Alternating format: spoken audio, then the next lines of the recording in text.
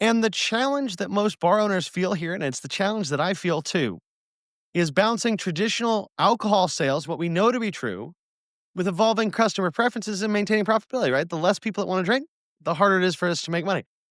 Again, from a consumer perspective, why you would be a non-drinker and you'd go to a bar and order anything other than a soda is beyond me. But from a bar owner perspective, yeah, I'd much rather sell you a $12 glass of juice or different juices and some fake booze put together in a glass, right? But the good news here is when we think about this overall, if we take on the right approach and we look at this and treat it as a reasonable part of our business, non-alcoholic offerings can be just as profitable as traditional cocktails, open up new revenue streams, and bring in new guests.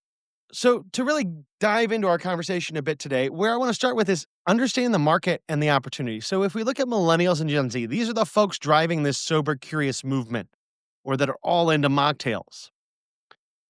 And the big difference, I think, between, and this, I'm a millennial, but I'm an older millennial, like barely not Gen X millennial. And so maybe that's part of what's going on here because these millennial and Gen Z, the younger millennial and Gen Z folks, are willing to pay premium prices for non alcoholic alternatives to cocktails.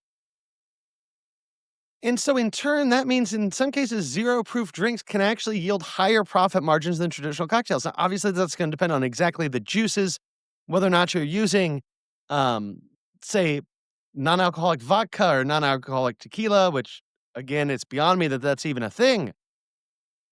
But if you write those menus properly, they can be just as profitable as the rest of your menu.